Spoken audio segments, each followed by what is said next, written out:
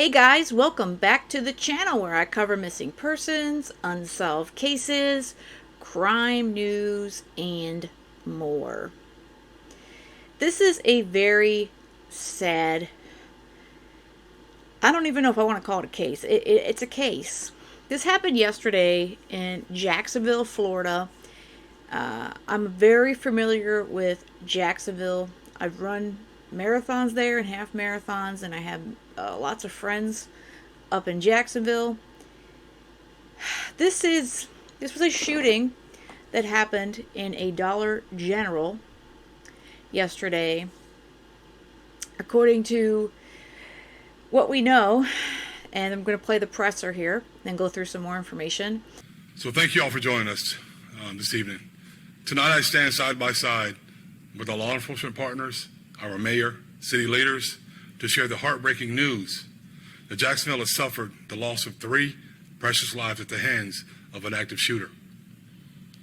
This afternoon, a little after 1 p.m., an individual we have not yet officially identified entered a Dollar Tree in the Newtown area of Jacksonville, outfitted with a tactical vest, armed with an AR-style rifle and a handgun. Then the shooter killed 3 people before turning the gun on himself, taking his own life. Other than the 3 individuals killed and the shooter himself, there are no additional people who suffered gunshot wounds. We are not identifying the deceased victims at this time, but I can tell you that there are 2 male victims and 1 female victim. All of the deceased victims are black. Multiple units from the Jacksonville Sheriff's Office responded to this active shooter scene, as did members of Jacksonville Fire Rescue, our mayor, and city leaders. We are still in the very early stages of this investigation, so there's a lot of information that we don't know at this time. I will share with you the information that I have been able to verify. The shooter was believed to have resided in Clay County with his parents. He was involved in a 2016 domestic call in Clay County with no arrest. In 2017, he did have a Baker Act. We know that at 11:39 a.m. today, Sheriff Cook gave us information that he left Clay County, headed to Jacksonville. At 1:18 p.m., he texted his father and told his father to check his computer. At 1:53 p.m., the shooter's family members called the Clay County Sheriff's Office. By that time, he had already began shooting in Jacksonville. The Clay County Sheriff's Office, who has been assisting our agency with this investigation, received information after the shooting that the shooter had authored several manifestos, one to his parents, one to the media, and one to federal agents. Portions of these manifestos detailed the shooter's disgusting ideology of hate. Plainly put, this shooting was racially motivated, and he hated black people. He wanted to kill niggers. That's the one and only time I'll use that word. I want to be very clear that there is absolutely no evidence that the shooter is part of any large group. We know that he acted completely alone. If you take a look at the images on the screen, you'll be able to see what he utilized. The weapons that the shooter used today are a Glock and an AR-15 style rifle. This is a dark day in Jacksonville's history. Any loss of life is tragic, but the hate that motivated the shooter's killing spree adds an additional layer of heartbreak. There's no place for hate in our community, and this is not Jacksonville. As a member of this Jacksonville community, I am sickened by this cowardly shooter's personal ideology of hate. Homicide detectives are actively investigating this tragedy, and despite the fact that the shooter is dead, they will continue to investigate this until we have a complete understanding of what happened and even why he did it. Our Jacksonville community collectively cries tonight. To the victims and victims' families, our thoughts and prayers are with you now and will remain with you. Please know that in the face of this tragedy, this agency and our city stands with you. We stand united and resolved in our commitment to accountability. We stand united with each other. Those who have personally suffered loss and those who have been touched by this tragedy, we are with you. We stand united and resolved against all forms of hate. And at this time, I'll take any questions that I can. Sheriff Waters, does the Sheriff's Office consider this a mass shooting, and why or why not? Yes, it's a mass shooting. It's an active shooting. Whatever you want to label it, it's a shooting that should not have happened under any circumstances. I don't think names of the shooting really matter. What matters is 3 people lost their life today. Sheriff, there are reports that the suspect may have been seen on Edward Water University at first and then made his way down the road. Can you confirm that? I can't tell you what his mindset was while he was there, but he did go there, and he did put his vest on and a mask on, and then went directly to Dollar General. Sheriff, did Edward Waters University catch the incident on camera, on their cameras? That's still part of our investigative process. How does the community, the sheriff's office, everyone that you see side by side, how do you go about healing that process to know that those type of ideologies still exist today? And you said it's not Jacksonville, but I mean, obviously, if there's affiliation there with Clay in the metro area, there's still people who have those thoughts. Well, you see us standing here together, right? So none of that, that's an outlier. That doesn't represent who we are as a city and who we are as a people, right? Our mayor's here, our political leaders from all over the city are here, and it shows where we stand and how we believe as a community. You know, politics aside, none of that matters. What matters is who we are as a community. We stand together as a community. We live together as a community. We fight together as a community. And when someone comes into our city and does this, we're not going to stand for it, and we don't accept it. So we're always going to fight against it. Mayor, you were out at the scene. Your thoughts about this as you stood among the community? I'm gonna take this off, Sheriff, because they're not going to see me behind there. I'm sorry, Dan. You were out at the scene. Your thoughts about how the community is dealing with this, your reaction to what has hit this community again? Well, I'm heartbroken, obviously. This is a community that has suffered again and again. So many times, this is where we end up. And there were so many people out today, obviously grieving, upset. It's just something that should not and must not continue to happen in our community. It's too often the same folks. And this type of hate, you know, this type of, you see the swastikas on the gun. We must do everything that we can. We must do everything that we can to dissuade this type of hate.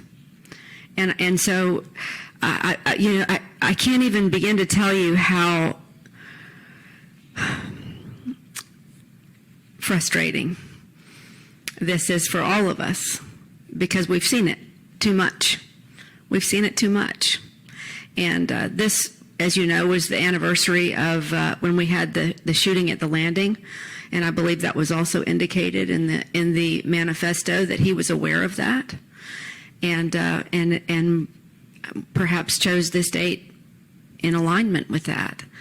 So there's a lot here. But as the sheriff said, this was a hate-filled crime, and we just shouldn't have that kind of hate in Jacksonville. So that particular press conference was before law enforcement identified the shooter, and before they also identified the three victims. So I'm going to go through what we know as of this afternoon here on Sunday. On the anniversary of Axe Handle Saturday, Jacksonville Sheriff T.K. Waters identified Saturday's shooter, whose disgusting ideology of hate motivated him to kill 3 black people, as 21-year-old Ryan Christopher Palmeter. That is the shooter, Ryan Christopher Palmeter. The victims were a 52-year-old woman, Angela Michelle Carr, a 19-year-old, Anolt Joseph A.J. LaGuarre Jr., and 29-year-old Gerald Deshaun Gallion. Others were shot both in and outside of the Kings Road Dollar General store. The shooter had started out at the historically black Edward Waters University at around 12:45 p.m., where he put on his tactical gear, which included a bullet-resistant vest, mask, and gloves in the back parking lot, but also got the attention of security, which is why the sheriff mentioned it in his press conference. He had left and soon began his rampage shooting people. He had a rifle bearing swastikas as well as a handgun. He did let some people out of the store before killing himself. Waters said the attack was racially motivated by Palmeter, a white man who targeted the black victims. He had authored manifestos declaring his hate for the black race and his intentions to kill them. He also referenced it was the anniversary of the mass shooting at the Jacksonville landing during an NFL Madden video game tournament, which is what Mayor Donna Deegan was mentioning in the press conference. No one else was injured in the attack that happened shortly after 1 p.m. on Saturday afternoon. This was quite frankly a maniac who decided he wanted to take lives, said the sheriff. Palmeter left behind manifestos that Waters described as, quite frankly, the diary of a madman. He was just completely irrational, but with his irrational thoughts, he knew what he was doing. He was 100% lucid. He knew what he was doing. However, the suspect shooter didn't have a criminal record, oddly enough. Waters said there was no red flags to see this coming. The sheriff continued to state that both the rifle and handgun were legal and had been purchased legally. The firearms dealers, Wild West Guns and Orange Park Gun and Pawn, followed proper procedures in the sales of the guns.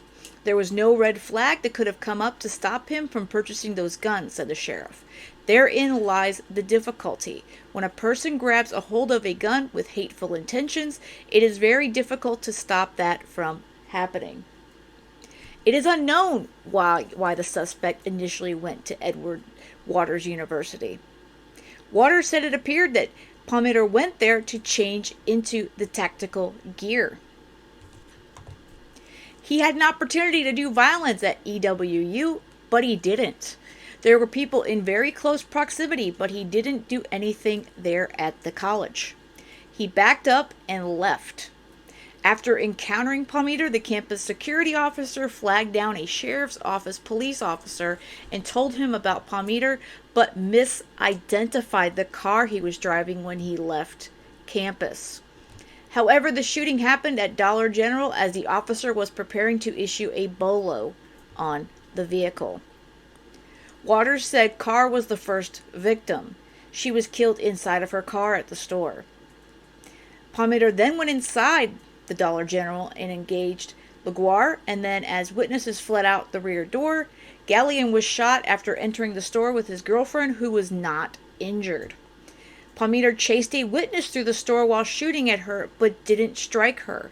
Another witness bolted out the rear door unharmed. The shooter goes into the store office where he texts his father, telling him to use a screwdriver to get into his room.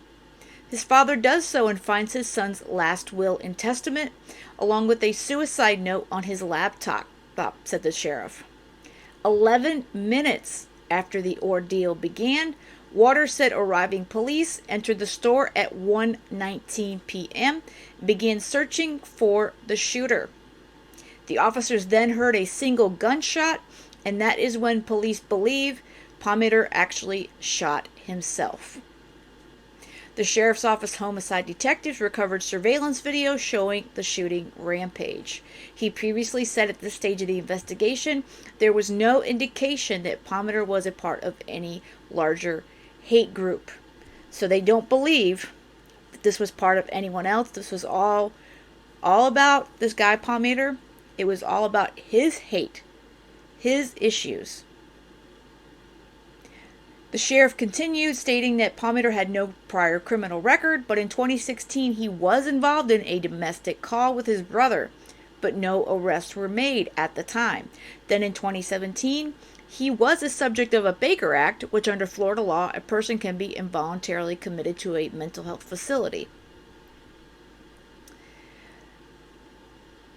The sheriff stated that they will continue investigating the case to provide victims' families and the community with as many answers as possible as to why the shooting occurred. I urge us all not to look for sense in a senseless act of violence, he said. There is no reason or explanation that will ever account for the shooter's decisions and actions. His sickening ideology is not representative of this Jacksonville community that we all love so much. We are not a community of hate. We don't expect anything like this to ever happen again, and we hope it never happens again. But we ask our community to be on the lookout. This is really a horrific horrific thing. And it's, to me, as much as I'm not naive in the fact that I know that there's a lot of hateful folks out there, and I also believe that has to do with, personally, my belief is it has to do with Satan. But I still can't believe in 2023 that we still have this hate, this hatred, these horrible racial tensions and hate. We all bleed the same color. This man was obviously very, very sick. I have zero compassion for anyone, first of all, who kills anybody, and secondly, for a hate crime. These were people that, one was a worker there and customers going about their Saturday like any other day. When this man comes in and just shoots up the place. I will say, as horrible as it is that these 3 folks lost their lives needlessly, thank God it wasn't any worse. With all those people that were in that store, in and around that store, a number of them got out and were unharmed. And I applaud Jacksonville police, the sheriff's office, and I know the FBI is working hard on this case, and I'm going to continue to follow it. I just can never understand these hate crimes. I wasn't raised as someone who hated, and especially for someone's color or culture. I just don't. I guess I just can't see that. You know, it's just, to me, it's, hate is just so horrible. I just get to the point where I don't even know what else to say about it. It just makes me sick. It gives me a knot in my stomach when I hear about these things.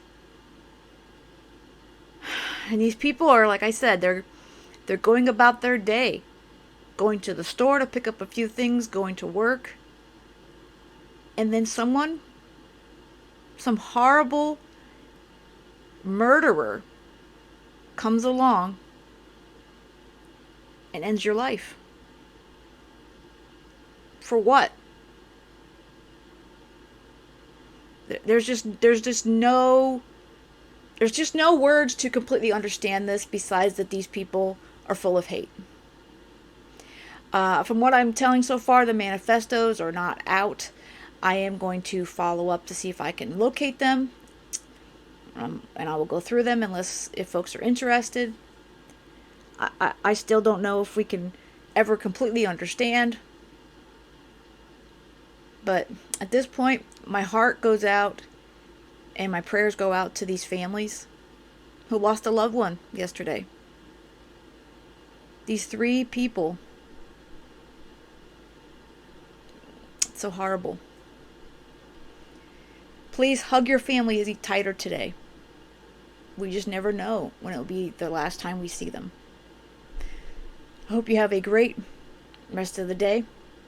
And most of all, stay safe, my friends.